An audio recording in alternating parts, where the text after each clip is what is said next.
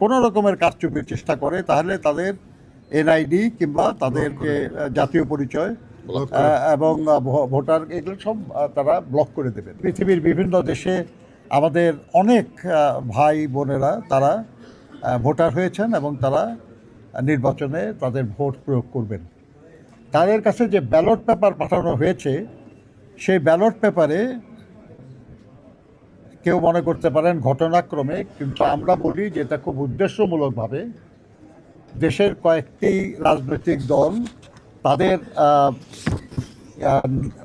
নাম এবং প্রতীকটা প্রথম লাইনে দেওয়া হয়েছে, অথচ বিএনপির নাম এবং প্রতীক ঠিক মাঝখানে দেওয়া হয়েছে, যেটা ভাঁজ করলে কাগজটা এটা ভালো করে নজরেই পড়বে না। আমরা এই নিয়ে কথা বলেছি তাদের সঙ্গে, তাদের কথায় মনে হয়েছে যে তারা বিষয়টি ঠিক ওইভাবে খেয়াল করেন নাই এবং অ্যালফাবেটিক্যালি ঠিক আছে কি না এটাই তাদের কাছে বিবেচনার বিষয় ছিল। কিন্তু আমরা তাদেরকে বলেছি যে আপনারা এখানে 5টা লাইন করেছেন, 5টা কলাম করেছেন এবং 14টা লাইন করেছেন, যার ফলে 3টি রাজনৈতিক দল, বিশেষ রাজনৈতিক দল, তাদের নাম এবং প্রতীকটা প্রথম লাইনে এসে গেছে। এটা যদি 5টা না হয়ে 6টা কলাম হতো বা 4টে কলাম হতো, 14টার জায়গায় যদি 12টা বা 16টা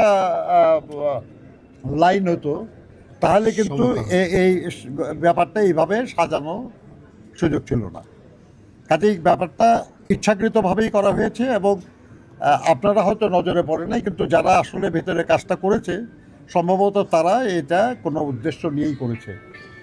আমরা তাদেরকে অনুরোধ করেছি যে বিদেশে যে ব্যালট পেপারগুলো পাঠানো হয়েছে সময় থাকলে সেটাও সংশোধন করা, আর দেশের ভিতরে যে ব্যালট, পোস্টাল ব্যালট যাবে এবং সেটা এখনও পাঠানো হয় নাই, আমরা তাদেরকে পরিষ্কার বলেছি যে এই কৌশল যেন দেশের ভিতরে পোস্টাল ব্যালটে কার্যকর করা না হয়, এটা যেন সংশোধন করা হয়।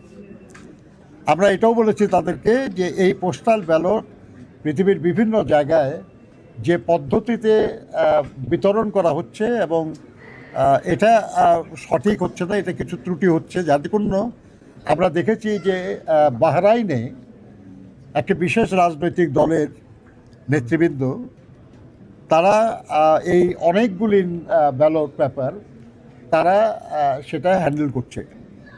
এটা ভিডিও সোশ্যাল মিডিয়ায় প্রকাশিত হয়েছে, ভাইরাল হয়ে গেছে। তো ওনারা বললেন যে এটা তাদের নজরে এসছে এবং তারা বাহরাইনে রাষ্ট্রদূতের সঙ্গে যোগাযোগ করেছেন এবং সেখান থেকে যে রিপোর্ট বাহরাইনের গভর্নমেন্টের কাছ থেকে এসছে সেটা এটা স্বীকার করা হয়েছে যে হ্যাঁ এরকম একটা ঘটনা তারা জেনেছেন। কিন্তু এই ব্যাপারে আরও তদন্ত করে তারা রিপোর্ট দেবেন এবং সেই অনুযায়ী তারা ব্যবস্থা গ্রহণ করবেন।